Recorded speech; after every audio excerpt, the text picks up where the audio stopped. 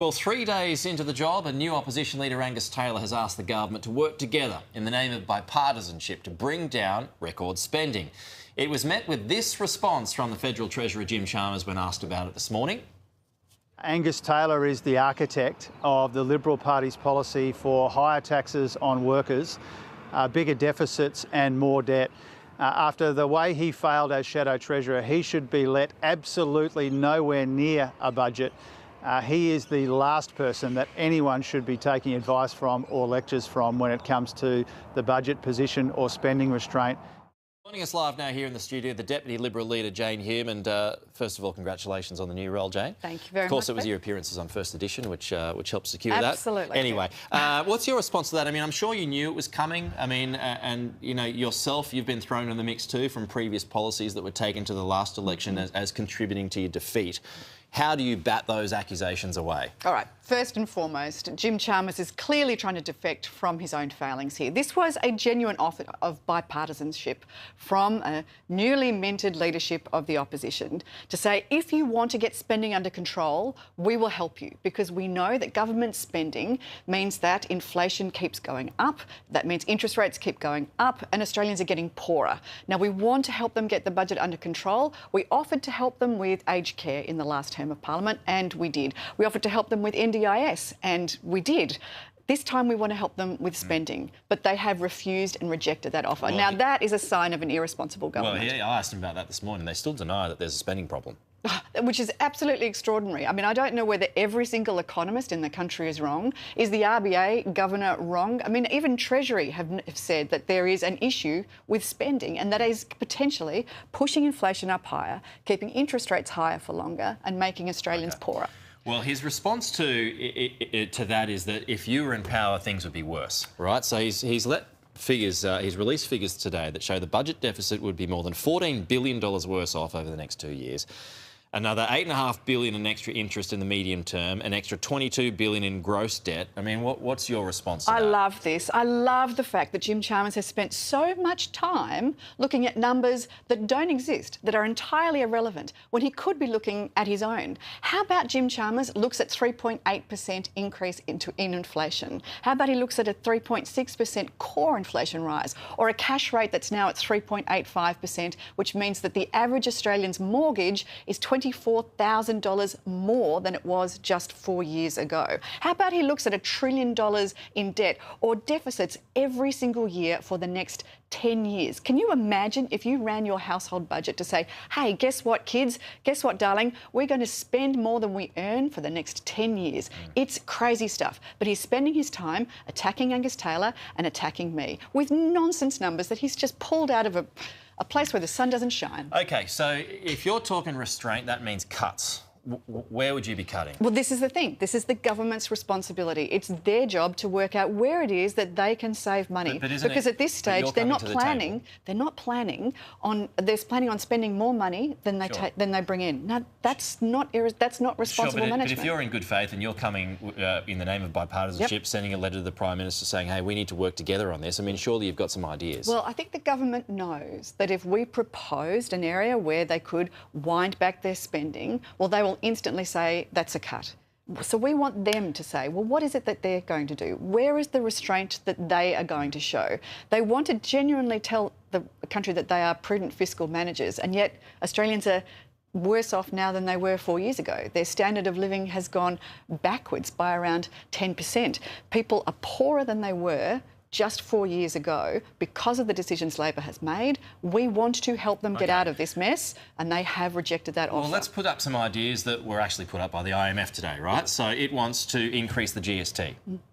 Chalmers says no, that's not happening. Is that something that they should be entertaining? Well, we know that when taxes are lower, Australians are better off. So that's a no for you. We know that when taxes are lower, Australians are better off. Wholesale tax reform, though, is something that is continually floated, and it seems to be only floated with one idea in mind, and that is the GST. We think that there is more that can be done with taxes, certainly, because when taxes are lower, Australians are better off. And Liberals should always be the party of lower taxes. Well, let me give you the first example. Labor want to increase GST on housing. Now, we think that's a terrible idea. If you tax something, you get less of it. How do you mean increase GST in housing? Sorry, they wanted to remove the capital gains tax discount on Okay, on housing. Right, yes, okay. But if you tax something more, you get less of it. At a time when we've got a housing crisis, why would you tax housing more?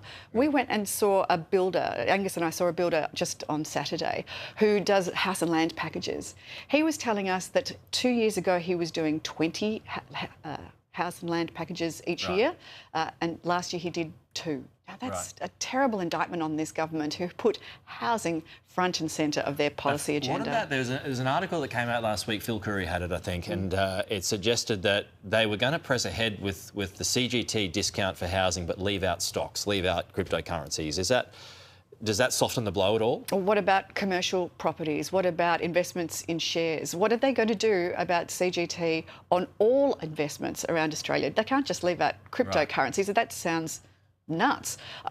Look, we will see what it is that they propose, but our instinct is always going to be not to raise taxes, because Australians are better off when taxes are lower. What about the public service? So it's a touchy subject for you guys, but we do have one of the biggest public services as a proportion of the population in the world. Would you go back there? Are you looking at cuts to the public service again? Well, that's not a policy that we have announced. It's not a policy that we're taking to the next election, but there is absolutely no doubt that the public service has grown under Labor.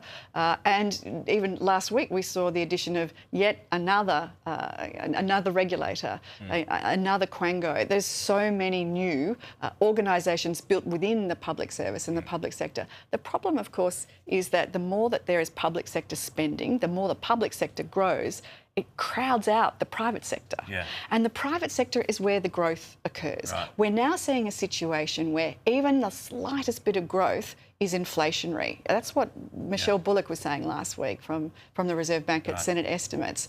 Well, that's not a sustainable way to bring prosperity to all Australians. What about immigration? I mean, how are you going to cut back on immigration without offending key voting blocs? Yeah. Well, we know that immigration is too high. 500,000 people coming to this country on an annual basis has left our essential services under pressure, our roads, our infrastructure, our healthcare. We do believe that it is time to bring immigration back under control, and particularly just to give us a chance to have a breather, so the infrastructure can catch up. Well, you know, we're 2 days into a new leadership, Pete. I don't want to announce policies on air before we've even announced who the shadow cabinet is. But you can hear from Angus Taylor's message that this is a priority. But it's not just about the numbers. It's also about making sure that we bring people to Australia that respect our rule of law, our democracy and our way of life. Now, Australia is a great migrant nation. Everybody has a migrant in their family somewhere that has contributed to society and made this country a better place. But things seem to have changed recently, and we're now bringing people that hate our way of life. That's not good for society. That doesn't add to the economy, and it doesn't improve our way of life. Where are you looking now? For people who hate our way of life, are you cutting immigration from those countries to zero, or no? No, that's not our policy. That's certainly not what we're going to be taking to the next election. But there should be a reset. There should be an understanding that if you come to this country, that you're expected to not just respect our democracy and our rule of law, but to contribute to our society and our economy as well. Skilled migration is profoundly important. But I think we all know that at some point something's got to change, because the rate of migration we have at the moment and the standards, that the amount is too high and the standards are too low. One of One Nation's policies is an 8-year pause. On migrants from some countries. Is that something that you'd look at? One Nation is a party of grievance. That's a reactionary policy that I think is entirely unrealistic and unsustainable. Migration has been a really important part of the Australian story, but it's the right migration. We want to make sure that we bring people to the country that will contribute to the economy, contribute to society, and help us all improve our standard of living. You got the pick of the bunch when it comes to the Deputy Liberal Leader. What portfolio you got your hand up for? I would love to tell you that, but I don't want to spoil the surprise. I think I'll wait until Angus announces the shadow. I'm not going to spoil the surprise for you, Pete. But I do want to, I think I can safely say that I want to be involved in making sure that the economy grows. You know, these reactionary policies, these grievance parties, these populist parties, whether it be on the left or the right, are all about how you cut the pie differently. The Liberal Party isn't about that. We're about making sure that the economy grows, that everybody can share in the prosperity of a treasure nation. and shadow treasure because that's a lower house. I love that you're playing rule in and rule out. That leaves finance. I'm not playing rule in and rule out. Good to have you with us as always, Jane Hume. You too, Appreciate Pete. it. Thank you so much.